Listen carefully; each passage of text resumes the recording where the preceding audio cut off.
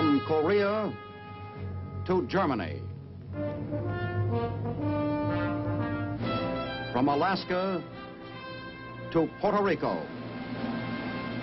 All over the world, the men and women of your Army are on the alert to defend our nation, you, the American people, against aggression. This is the big picture.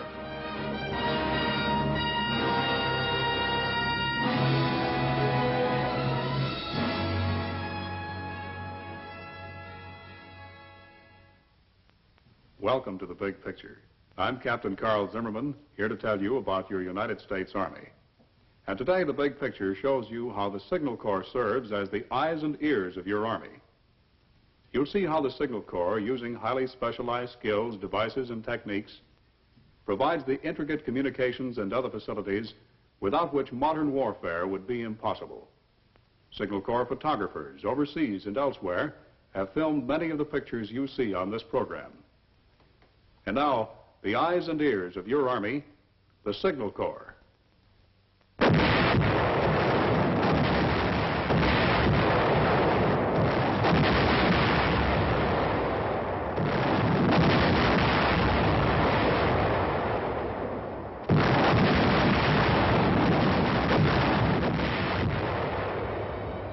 This is war, modern technological war, a war of speed, movement, and quickly concentrated firepower. A fluid kind of war in which surprise is a major weapon.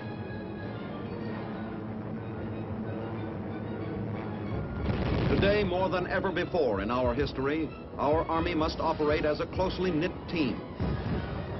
The action of each unit must be perfectly controlled. It must be timed and coordinated with the actions of all other units.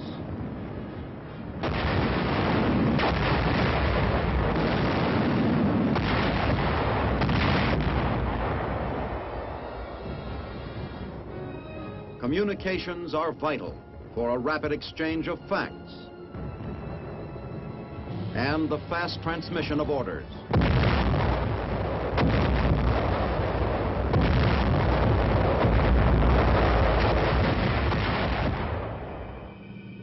In the United States Army, it is the Signal Corps that maintains these nerves of communication. The Signal Corps designs and develops equipment,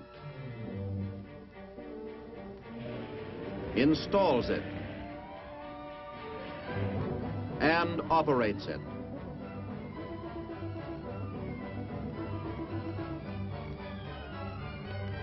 Wire and radio are integrated into a single fast-moving system to form the eyes and ears of command.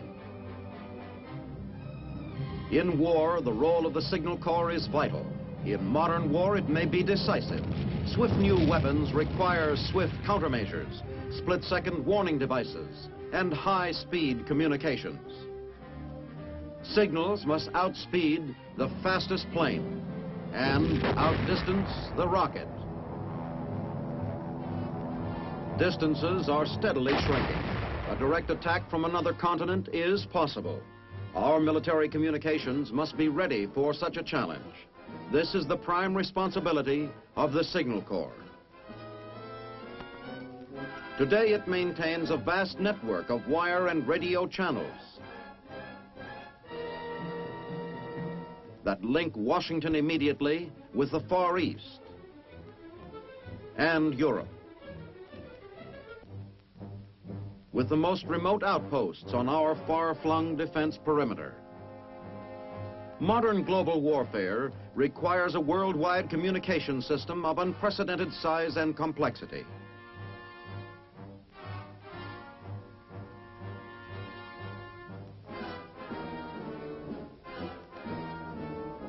Such a system has been set up by the Signal Corps. This system must provide instant communication with any part of the world and carry the traffic necessary for close coordination of widely dispersed forces. The key to this system is a global network to link Washington directly with each theater of operations. and carry instant warnings of impending enemy air attack to our continental defense centers. In each theater, we establish and maintain a network to link all elements, ground, air, and naval units, command, intelligence, and supply. The network has multiple circuits to provide alternate routes if any are destroyed by enemy action. Finally, in each theater, we have a combat network adapted to the conditions of modern mobile warfare. Communications in battle must be swift and flexible without giving vital information to the enemy. Let us take, for example, the first stages of an amphibious assault.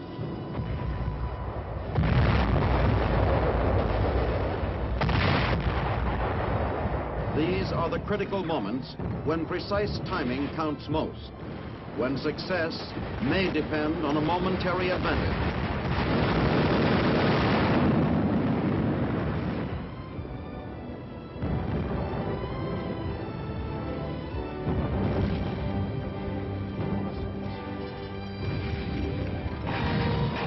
Among the first troops on the fire-swept beachhead are Signal Corps units working with the Navy to establish vital ship-to-shore communication. Means must be flexible. The signal must go through.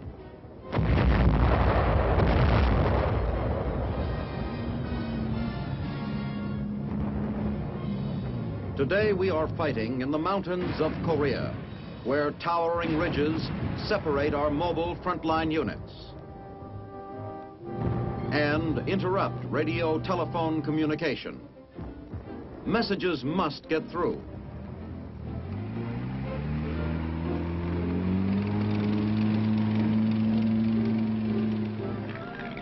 The Signal Corps is using planes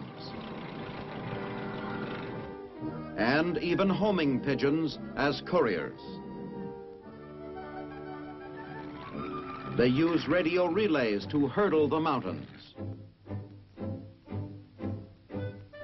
Here, a Signal Corps convoy makes the difficult climb to a mountaintop to install a station that will link a forward division command post with Corps headquarters. These stations provide a very high-frequency radio beam to carry radio-telephone messages from point to point. Range is limited to the horizon. Since the beam is directed from station to station, there is maximum security against enemy interception. The equipment is portable and relatively easy to install. The relay mechanism permits messages to pass from telephones to the multiple-channel radio beam and back again. It also is adapted to the transmission of teletype, facsimile, and television. It is a major factor in increasing the speed and flexibility of our combat communications.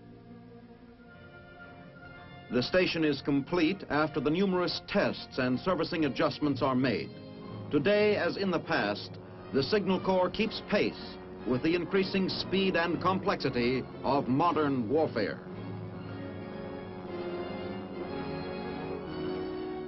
The Signal Corps has participated in the development of many of the electronic devices now used by our armed forces. It devised the controls for the television bomb. A television camera mounted in the nose of the bomb transmits a picture that shows the location of the target. Now, watch the operator steer the bomb by radio.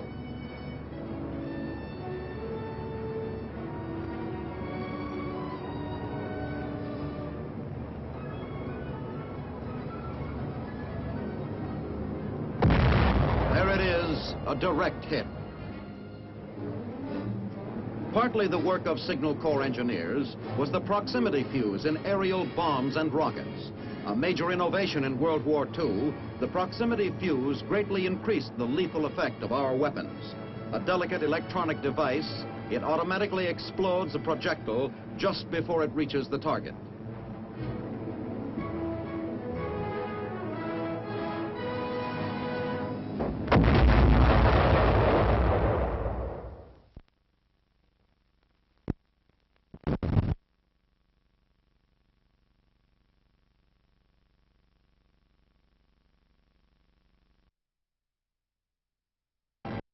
automatically explodes a projectile just before it reaches the target.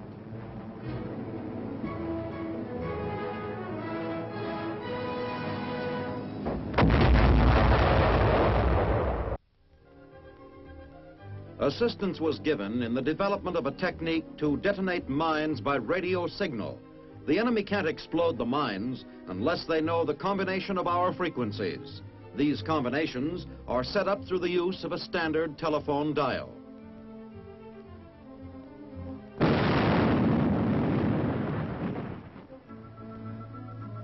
Motion pictures made by the Army Pictorial Service of the Signal Corps have helped to train every man in the Army, whatever his job.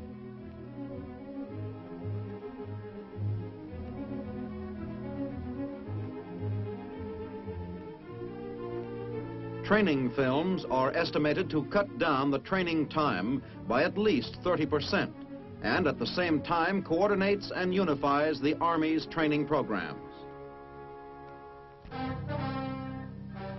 New tactics demand new techniques.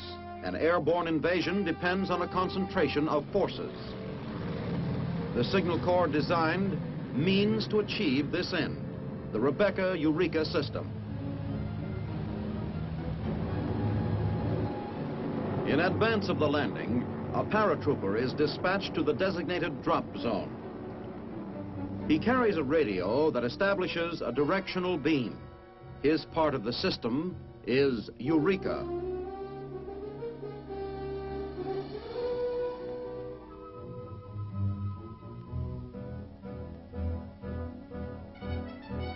Troop carriers follow with Rebecca interrogators to pick up Eureka's beacon.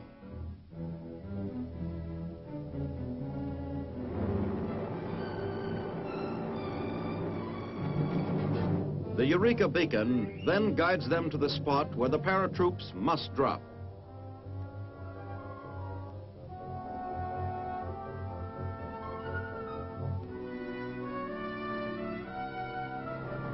Movement of men and equipment to the airhead is precise, not a matter of guesswork.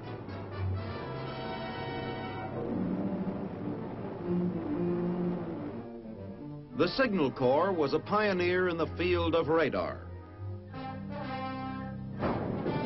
including radar for aircraft. This pilot, after dark, is looking for Boston. Signal Corps radar shows him the way.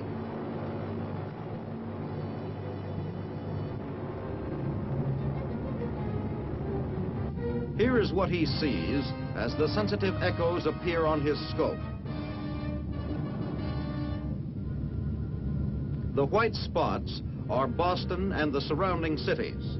This gives him his bearing. With this device, bombers of the U.S. Air Force can now find and hit their targets at any time of day or night and in any weather. Signal Corps radar today is the electronic eye that enables our troops in the field to spot hidden enemy mortars and artillery from the arc of their shells in flight, to obtain necessary data for accurate counter-battery action.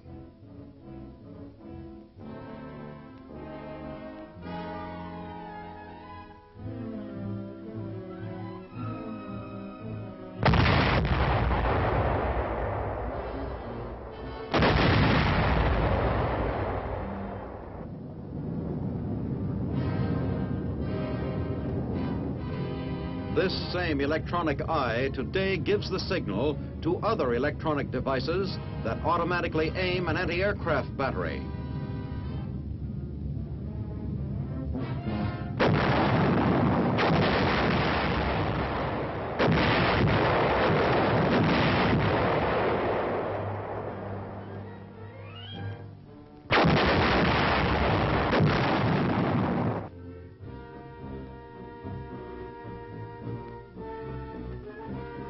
The Signal Corps is the Army's official weather observer.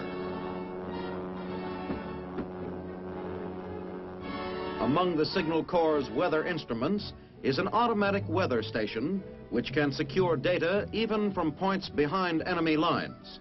This delicate instrument is known as radio sonde. Radio sound automatically records and broadcasts at regular intervals changes in temperature, humidity, and atmospheric pressure, and gives it station identification.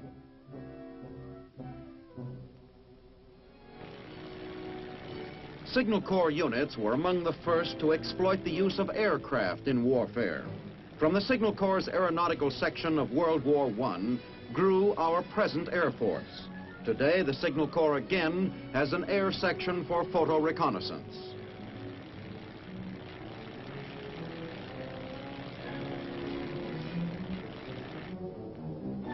Through motion pictures and still photographs, we have seen the American soldier in the tense moment of actual combat.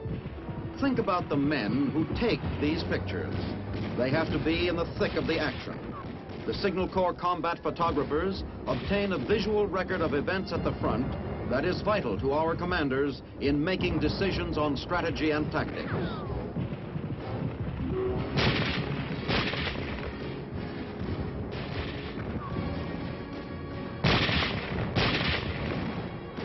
These combat photographers help to fulfill the Signal Corps' mission as the eyes and ears of the Army. To enable the Signal Corps to fulfill this mission most effectively, scientists and engineers are pursuing a wide range of researches. In its own laboratories at Fort Monmouth, New Jersey, and under contract in civilian institutions, here, science is serving our national defense.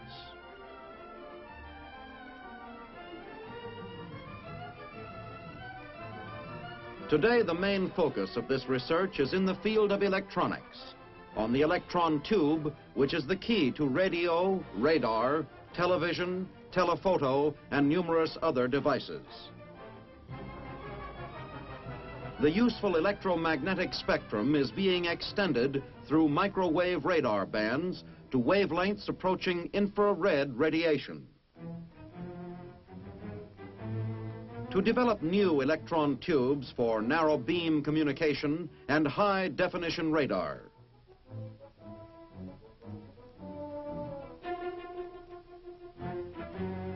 Signal Corps scientists are exploring the properties of the quartz crystal, the vital component that controls the frequency of most radio transmitters.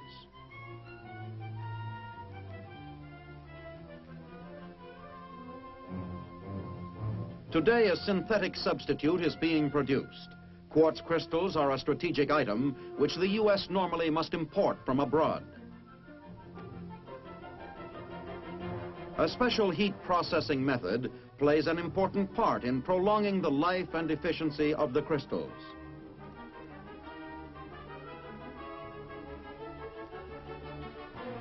Our scientists are studying the chemistry of batteries and developing new types to make portable radios lighter and smaller without loss of range. Battery capacity has been increased as much as 5 times, while weight has been cut in half. New power equipment is being designed, from compact 150-watt units to giants producing 15,000 watts for round-the-world radio transmitters. One of the problems of basic research is to discover how these radio waves travel.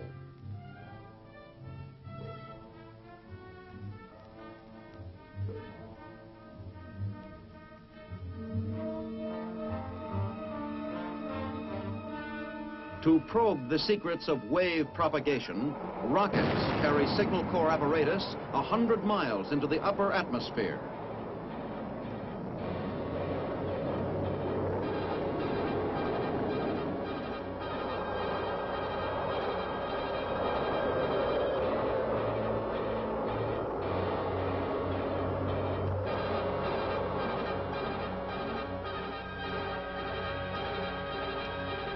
The Signal Corps made man's first contact with the moon. In a test to define the outer limit of radar, its scientists directed radar pulses upward through the ionosphere toward the surface of the moon and recorded the echoes that returned across a void of 200,000 miles of outer space. The Signal Corps is developing mobile television to flash battle scenes to our commanders and serve as the electric eye for our Army.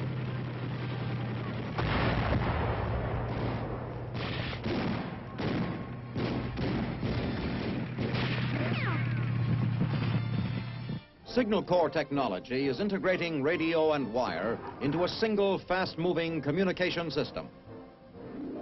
It is possible now for this man to communicate directly not only with this man and this man,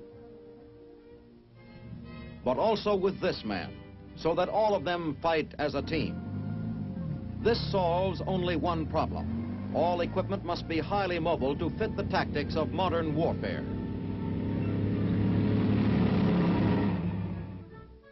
It must be light and compact.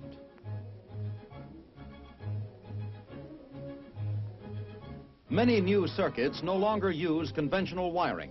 Instead, they are printed on strips, easily put into mass production. The Signal Corps has sharply reduced size and weight in a whole new series of portable radios for company and platoon.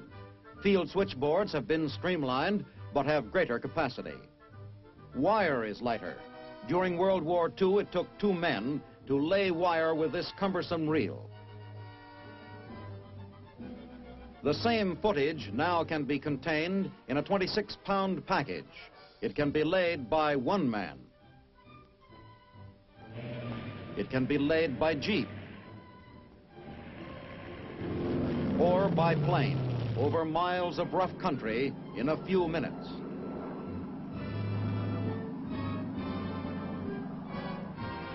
Today's Signal Corps equipment is designed to withstand the roughest use and exposure in all kinds of weather.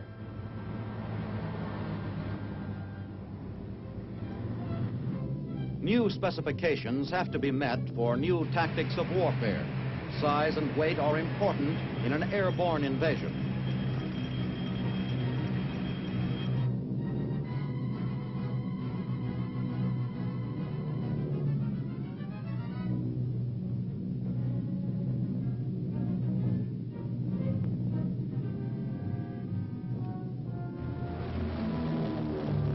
New techniques are devised to prevent breakage of fragile equipment. Here, a complete, very high-frequency radio station is deposited safely by parachute in the drop zone. Also airborne are the men of the radio operating crew, who descend by parachute to assemble and put into action the equipment after the drop. 6 special containers swathed in heavy canvas padding hold the complete assembly, including 2 dipole antennas, power unit, frequency testing oscillator, and the radio receiving and transmitting apparatus.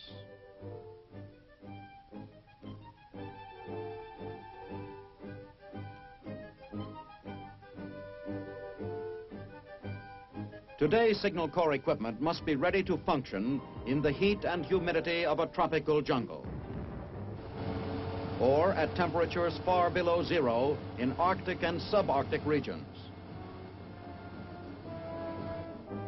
To make sure that signal equipment meets these rigid requirements, it is tested in every conceivable way before it leaves Signal Corps laboratories.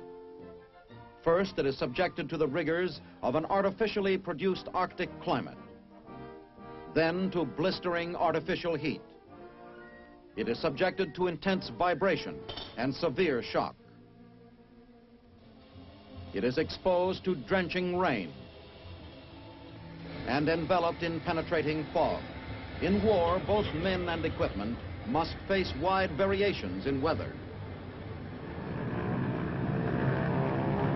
Weather observations and forecasts are vital to our Air Force and to our ground forces to correct artillery and anti-aircraft fire.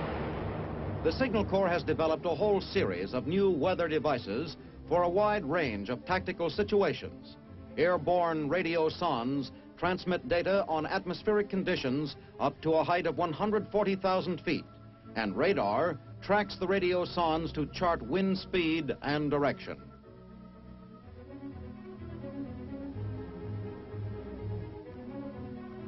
A special type of radar has been devised to detect nearby storms and long-range detection systems that automatically plot the position and path of a storm thousands of miles away. Special devices measure cloud ceiling and thickness, providing data vital to air safety.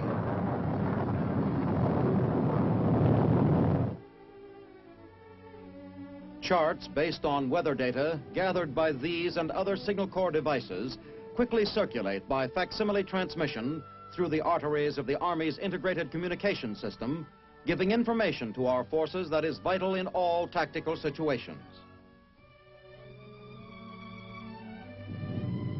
Today's Signal Corps communications are the link that enables ground and air forces to cooperate directly in battle.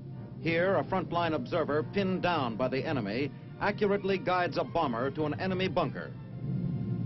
If another world war should come to this nation overnight, the first threat to our country and its cities may be a long-range attack by transocean bombers or missiles.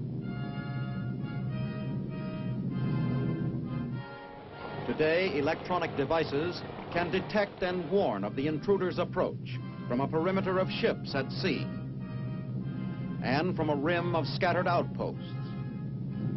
Today, planes can travel at sonic speeds and faster.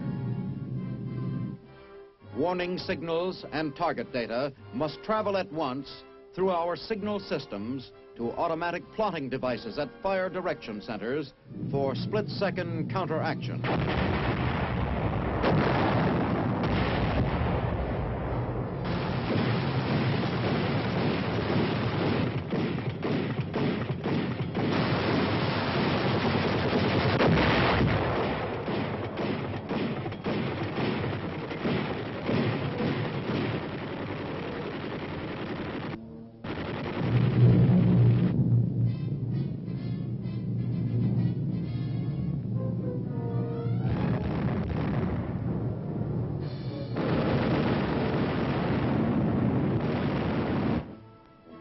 Today, our battlefront is both in the field and in the laboratory. In both, the Signal Corps has a major role.